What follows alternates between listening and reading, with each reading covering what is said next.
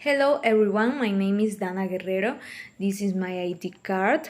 Next in this video, I will explain the part of the journal article and you will see an article related to gamification in the acquisition of EFL reading and writing skills as an example. Here we can see part number 1, which is the title. The title of a journal article is a concise and informative statement that summarizes the main focus of the research. It should be carefully crafted to attract the attention of the readers and provide a clear idea of the subject of the study. On the right side, we can see the title that focuses on the investigation, where it says using generally for enhancing EFL reading and writing skills in online education.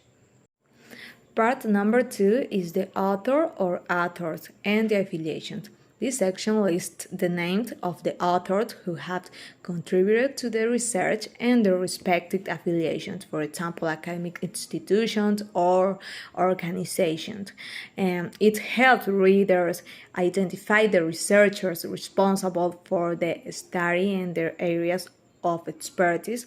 Here we can see the license or affiliation and the name of the author, who is Luz Castillo Cuesta. Part number 3 is the abstract. The abstract is a brief summary of the entire journal article, providing an overview of the purpose, methods, key findings, and conclusions of the research. It serves as a snapshot of the entire document, allowing readers to quickly understand the relevance of the study and decide whether to read the full article. Here we can see the abstract that Luz wrote, where she made the purpose and method and all in a general way. Part number 4 is the introduction. The introduction lays out the groundwork for the research by providing background information on the topic and establishing its significance. It often includes a literature review, which highlights existing knowledge and identifies gaps that the study aims to address. The introduction concludes with a clear statement of the research question or hypothesis. The part number 5 is the method. In the method section, the author describes the research design, participants, their collection method, and their analysis procedures.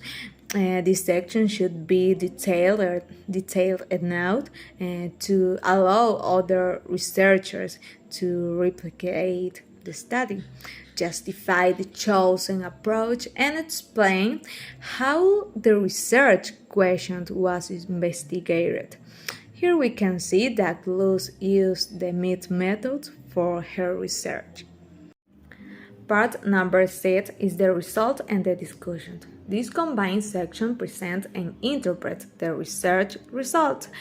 In the result part, the authors report the empirical results based on the data analysis.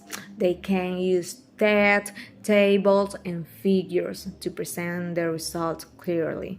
In the discussion part, the authors analyze and interpret the finding within the context of the research question and the relevant literature. They explore the implication of the result and may compare them with previous study to identify similarities or differences. Here we have, as an example, the table that Luz used and the interpretation that he gave of the result of the same table.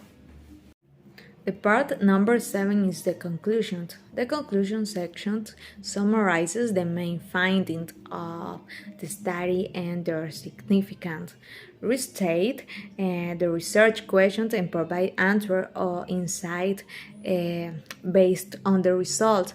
This section should be concise and supported by evidence from the article.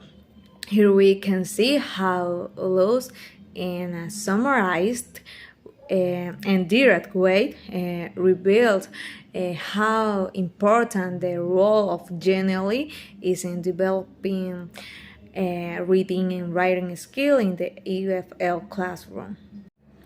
Finally, the last section is references. The references section lists all the sources cited in the journal article. It follows a citation style guidelines and gives readers the information they need to locate and access reference words. And also prepare citation, acknowledge the contribution of other researchers, and support the credibility of the articles claimed. And here we can see the references of Luz. And as an extra fact, we must know that the references in APA format must be in alphabetical order according to the last name of the author.